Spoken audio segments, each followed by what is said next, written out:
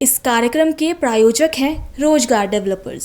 नमस्कार, आप देख रहे हैं पल्स 24 न्यूज में आपके साथ दिव्या पैन्यूली। वक्त हो चला है नेशनल बुलेटिन का, लेकिन उससे पहले नजर डालते हैं हेडलाइंस पर। संसद में वंदे मातरम के 150 वर्ष पूरे, पीएम मोदी बोले आजादी के आंदोलन को ऊर्जा देने वाले मंत्र को नमन। गुरु तेग बहादुर के 350वें शहीदी दिवस पर लाल किले में भव्य आयोजन, सीएम रेखा बोली गुरु साहिब के साहस और बलिदान को शत शत नमन। जम्मू कश्मीर के उप मुख्यमंत्री सुरेंद्र चौधरी की केंद्र से अपील, बोले जम्मू कश्मीर का राज्य का दर्जा बहाल कर वादा पूरा करें। जोधपुर में कैबिनेट मंत्री के जन्मदिवस पर वृक्षारोपण और गौ सेवा के 3 दिवसीय कार्यक्रम की शुरुआत, समाज सेवियों और महिलाओं की रही भागीदारी। तुम दोनों की मेहनत बहुत रंग लाई है बेटा, घर बहुत सुंदर बना है। ये मेरे पापा का घर। पता है, देख तेरे पापा की नेम प्लेट अपने हाथों से लगाऊंगा। नेम प्लेट तो लग चुकी पापा।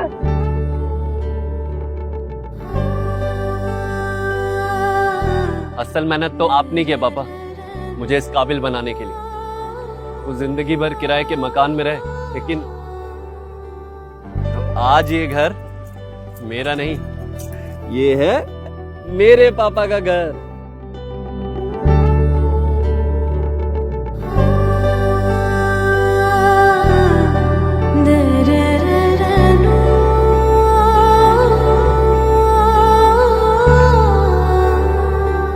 उड़ान सपनों की, आंगन खुशियों का और साथ सकर्णी का।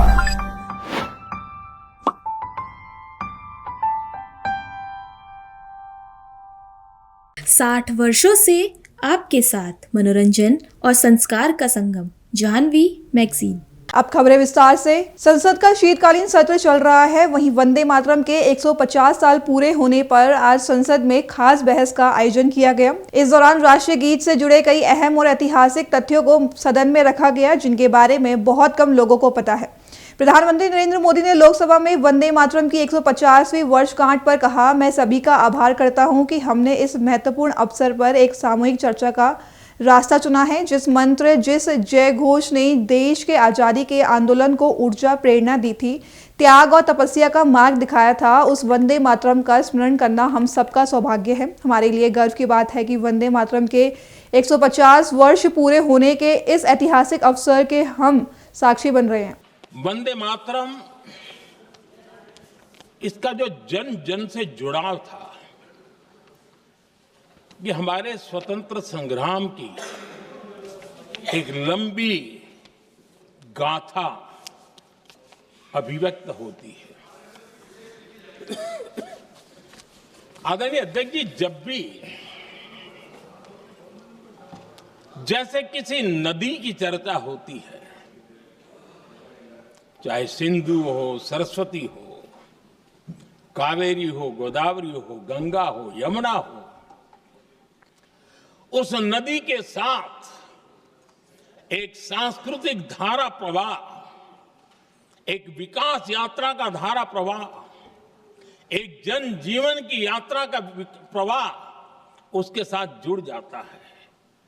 लेकिन क्या कभी किसी ने सोचा है कि आजादी जंग के हर पड़ाव, वो पूरी यात्रा वंदे मातरम की भावनाओं से गुजरता था, उसके तट पर पल्लवित होता था। ऐसा भाव काव्य शायद दुनिया में कहीं उपलब्ध नहीं होगा। आदरणीय अध्यक्ष जी,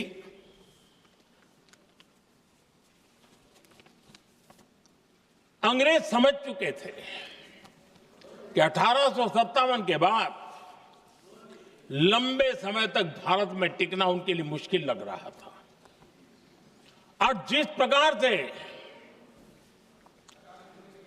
वो अपने सपने लेकर के आए थे, तब उनको लगा कि जब तक भारत को बांटेंगे नहीं, जब तक भारत को टुकड़ों में नहीं बांटेंगे, भारत में ही लोगों को एक दूसरे से लड़ाएंगे नहीं, तब तक यहां राज करना मुश्किल है। और अंग्रेजों ने बांटो और राज करो इस रास्ते को चुना। और उन्होंने बंगाल को इसकी प्रयोगशाला बनाया, क्योंकि अंग्रेज भी जानते थे वो एक वक्त था जब बंगाल का बौद्धिक सामर्थ्य देश को दिशा देता था, देश को ताकत देता था, देश को प्रेरणा देता था। और इसलिए अंग्रेज भी चाहते थे कि बंगाल का ये जो सामर्थ्य है वो पूरे देश की शक्ति का एक प्रकार से केंद्र बिंदु है। और इसलिए अंग्रेजों ने सबसे पहले बंगाल के टुकड़े करने की दिशा में काम किया। और अंग्रेजों का मानना था कि एक बार बंगाल टूट गया तो ये देश भी टूट जाएगा, और वो यावत चंद्र दिवाकरो राज करते रहेंगे, ये इनकी सोच थी। 1905 में अंग्रेजों ने बंगाल का विभाजन किया, लेकिन जब अंग्रेजों ने 1905 में ये पाप किया तो वंदे मातरम चट्टान की तरह खड़ा रहा। बंगाल की एकता के लिए वंदे मातरम गली गली का नाद बन गया था, और वही नारा प्रेरणा देता था। अंग्रेजों ने बंगाल विभाजन के साथ ही भारत को कमजोर करने के बीच और अधिक बोने की दिशा पकड़ ली थी। लेकिन वंदे मातरम एक स्वर एक सूत्र के रूप में अंग्रेजों के लिए चुनौती बनता गया और देश के लिए चट्टान बनता गया। आदरणीय अध्यक्ष जी, बंगाल का विभाजन तो हुआ, लेकिन एक बहुत बड़ा स्वदेशी आंदोलन खड़ा हुआ, और तब वंदे मातरम हर तरफ गूंज रहा था। अंग्रेज समझ गए थे कि बंगाल की धरती से निकला बंकिम दा का ये भाव सूत्र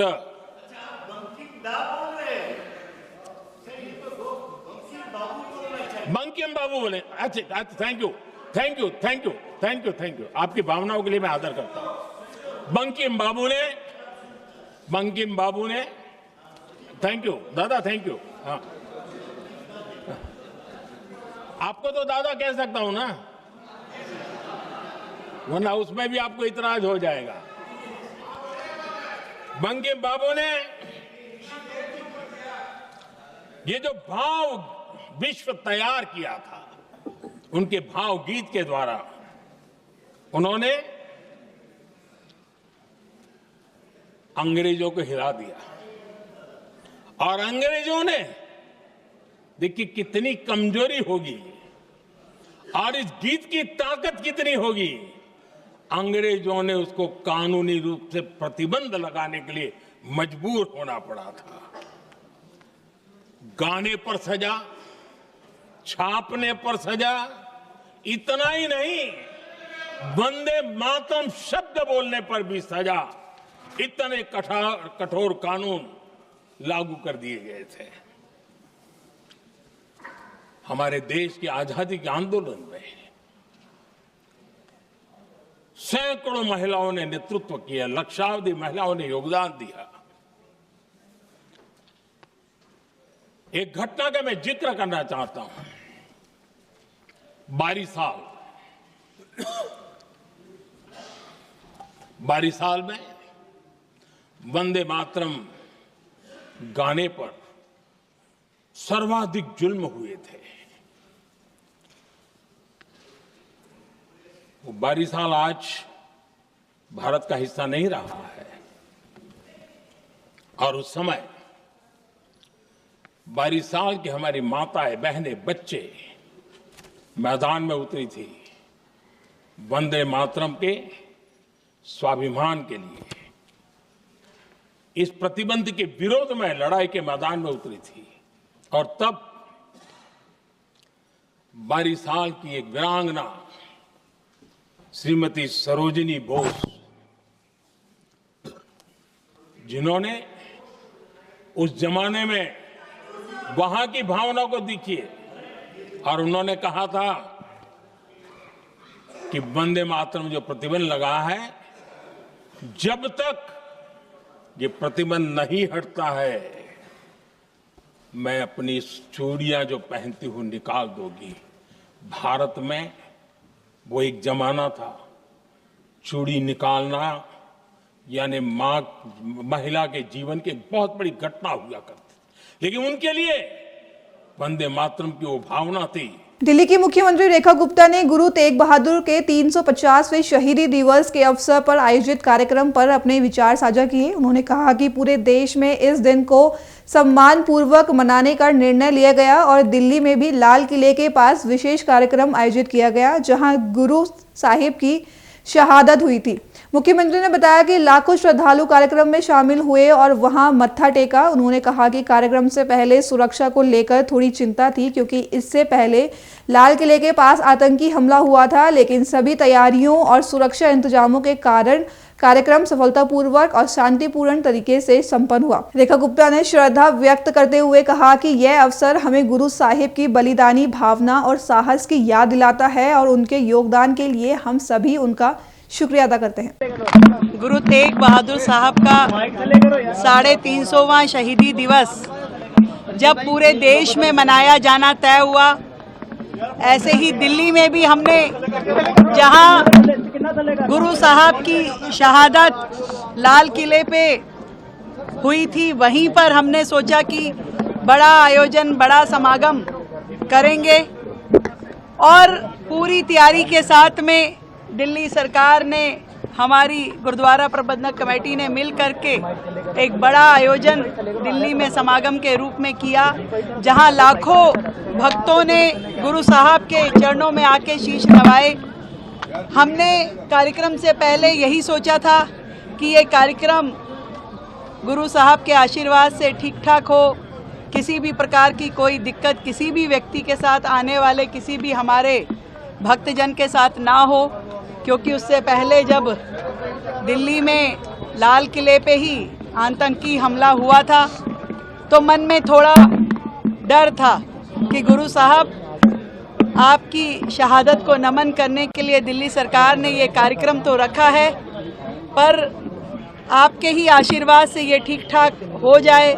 सभी संत, सभी भक्त जो देश के कोने कोने से दिल्ली आए, एक दिन में लाखों लोग जो वहां आकर के शीश नवाया, उन्होंने पूरे समागम का हिस्सा बने।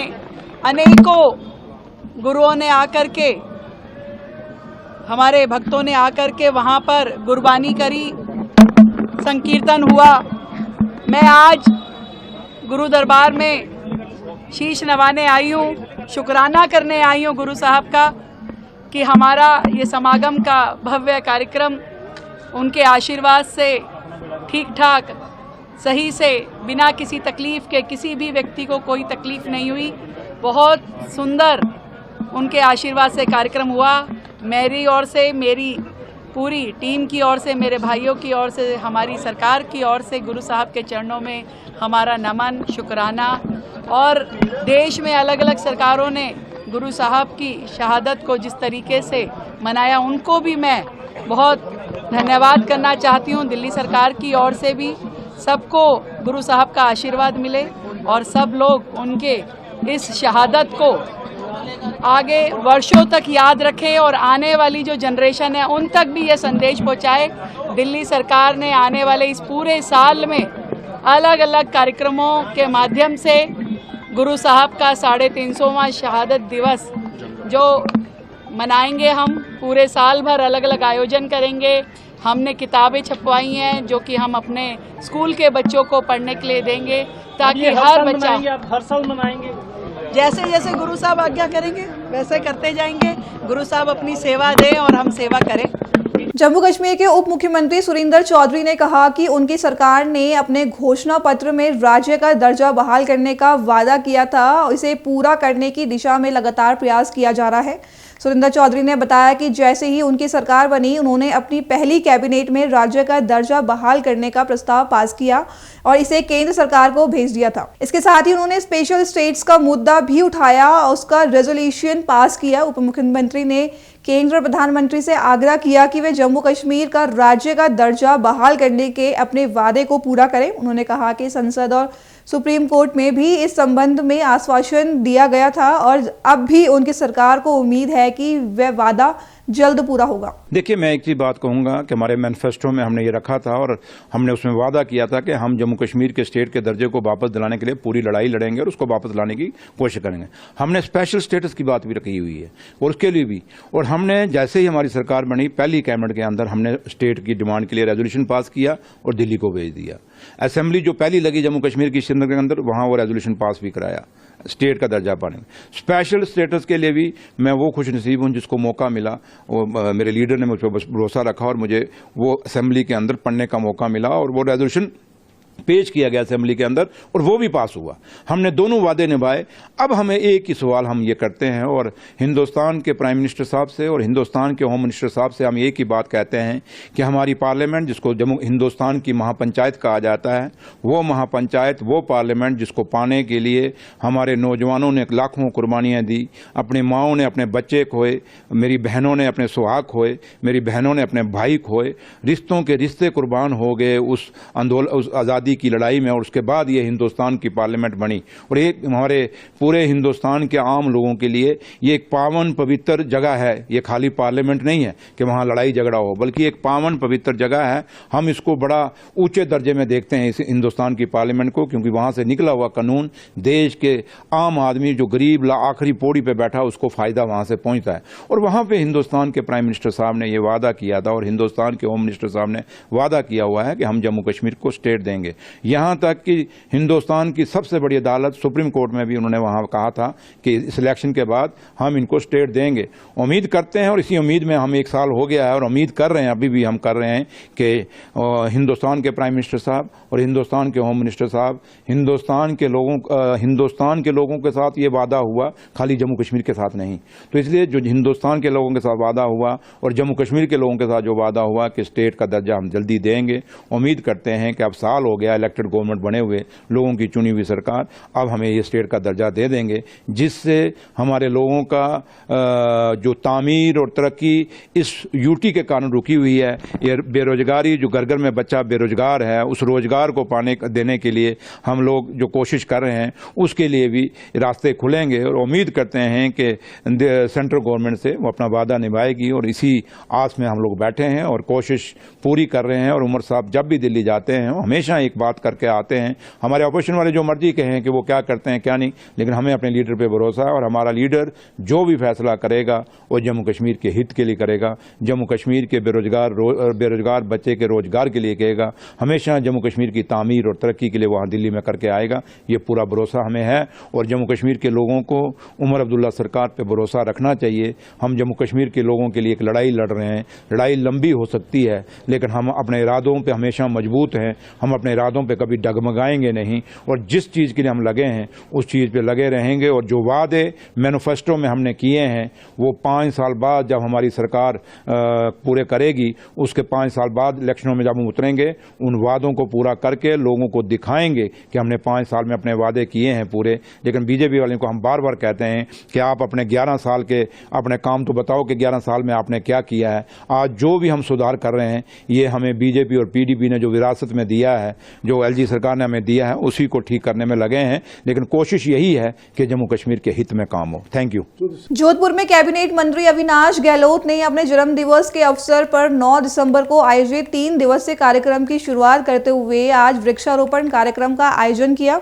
कार्यक्रम अविनाश गहलोत फाउंडेशन जोधपुर में आयोजित किया गया। इसकी शुरुआत जिला संयोजक श्वेता देवड़ा ने की। सबसे पहले पूजना नाड़ी ने किनारे माली सैनी महिला ग्रुप और जगदीश पवार के सहयोग से वृक्षारोपण किया गया। इसके बाद पन्नालाल गौशाला में गायों को चारा खिलाया गया। जोधपुर से बड़ी खबर सामने आई है, जहां कैबिनेट मंत्री अविनाश गहलोत ने अपने जन्म दिवस के अवसर पर आयोजित 3 दिवसीय कार्यक्रम की शुरुआत आज वृक्षारोपण से की। ये कार्यक्रम अविनाश गहलोत फाउंडेशन जोधपुर में आयोजित हुआ। कार्यक्रम की शुरुआत जिला संयोजक श्वेता देवड़ा ने की। सबसे पहले पूंजला नाड़ी के किनारे माली सनी महिला ग्रुप और जगदीश पवार के सहयोग से वृक्षारोपण किया गया। इसके बाद पन्नालाल गौशाला में गायों को चारा भी खिलाया गया। इस अवसर पर कार्यक्रम में कई सामाजिक कार्यकर्ता और महिला समूह की सदस्य शामिल रही। इनमें करुण भाटी, सिद्धिका, रमेश माली, अनीता और कई अन्य लोग मौजूद रहे। कार्यक्रम का उद्देश्य न सिर्फ वृक्षारोपण और पर्यावरण संरक्षण को बढ़ावा देना था, बल्कि सामाजिक और पशुपालन कार्यों में भागीदारी को भी प्रोत्साहित करना था। हुबली शहर में हिंदू समर्थक संगठनों ने गोता कानून में बदलाव के खिलाफ जोरदार प्रदर्शन किया। प्रदर्शनकारियों ने संगोली यात्रा सर्कल पर मुख्यमंत्री सिद्धारमैया की फोटो में आग लगाकर विरोध जताया। उनका कहना है कि राज्य सरकार ने काऊ प्रोटेक्शन अमेंडमेंट बिल के माध्यम से पिछली सरकार के गौहत्या प्रतिबंध को कमजोर कर रही है और गौ हत्या को बढ़ावा दे रही है। प्रदर्शनकारियों ने चेतावनी दी कि यदि यह कदम तुरंत नहीं रोका गया तो पूरे राज्य में कड़ा संघर्ष शुरू किया जाएगा। ಇವತ್ತು ರಾಜ್ಯಾದ್ಯಂತ ವಿಶ್ವ ಹಿಂದೂ ಪರಿಷತ್ ಬಜರಂಗ ದಳ ಕರ್ನಾಟಕ ಕಾಂಗ್ರೆಸ್ ಸರ್ಕಾರ ಗೋ ಹತ್ಯಾ ನಿಷೇಧ ಕಾಯ್ದೆಯನ್ನು ತಿದ್ದುಪಡಿ ಮಾಡ್ತಾ ಇದೆ। ಅದರ ವಿರುದ್ಧ ಇವತ್ತು ವಿಶ್ವ ಹಿಂದೂ ಪರಿಷತ್ ಬಜರಂಗ ದಳ ರಾಜ್ಯಾದ್ಯಂತ ಕರೆ ಕೊಟ್ಟಿದೆ। ಹುಬ್ಬಳ್ಳಿಯಲ್ಲಿ ನಾವು ಶ್ರೀರಾಮ ಸೇನೆ ಸಂಘಟನೆ ಅವರಿಗೆ ಬೆಂಬಲವನ್ನು ಸೂಚಿಸ್ತಾ ಇದ್ದೀವಿ। ಕಾಂಗ್ರೆಸ್ ಸರ್ಕಾರ ಪ್ರಣಾಳಿಕೆಯಲ್ಲೇ ಹಾಕಿತ್ತು, ಗೋ ಹತ್ಯಾ ನಿಷೇಧ ಕಾಯ್ದೆಯನ್ನು ವಾಪಸ್ ತಗೊಳ್ತೀವಿ ಅಂತ ಹೇಳಿ। ಸಿದ್ದರಾಮಯ್ಯನವರಿಗೆ ಧೈರ್ಯ ಇಲ್ಲ, ಎಲ್ಲಿ ಹಿಂದೂಗಳು ವಿರೋಧ ಆಗ್ತಾರೋ ಅನ್ನುವಂಥದ್ದು ಹೆದರಿಕೆಯಿಂದ ಇದನ್ನು ತಿದ್ದುಪಡಿ ಮಾಡಿ ಸಡಿಲಗೊಳಿಸುವಂಥ ಪ್ರಯತ್ನವನ್ನು ಮಾಡ್ತಾ ಇರುವಂಥದ್ದು ನಾವು ಖಂಡಿಸ್ತಾ ಇದ್ದೀವಿ, ವಿರೋಧಿಸ್ತಾ ಇದ್ದೀವಿ। ನಮ್ಮ ದೇಶದಲ್ಲಿ ಸಾವಿರಾರು ವರ್ಷದಿಂದ ಗೋವನ್ನು ಪೂಜೆ ಮಾಡ್ತೀವಿ।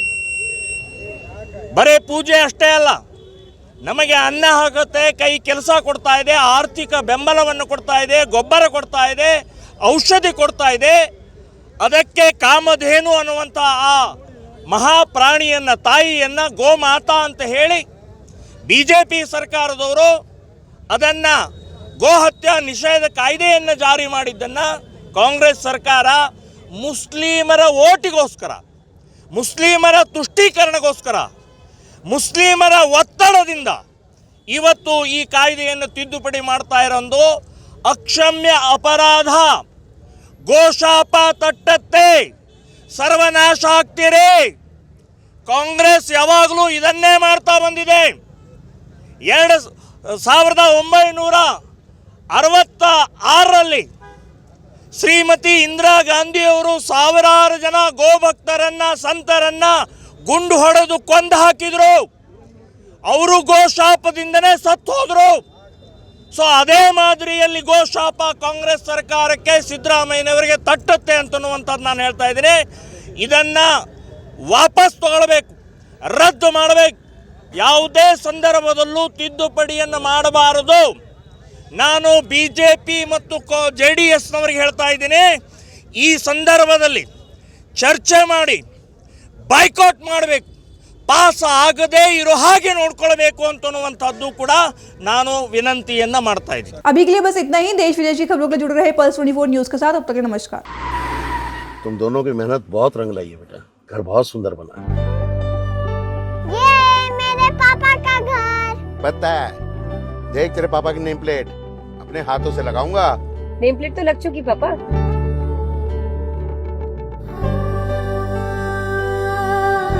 असल मेहनत तो आपने की है पापा, मुझे इस काबिल बनाने के लिए। वो जिंदगी भर किराए के मकान में रहे, लेकिन आज ये घर मेरा नहीं, ये है मेरे पापा का घर।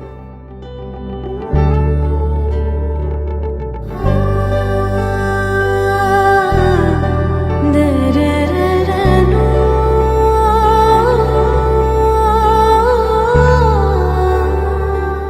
उड़ान सपनों की, आंगन खुशियों का और साथ सकर्णी का।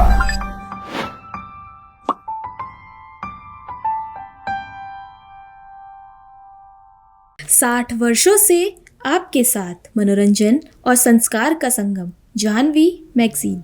इस कार्यक्रम के प्रायोजक थे रोजगार डेवलपर्स।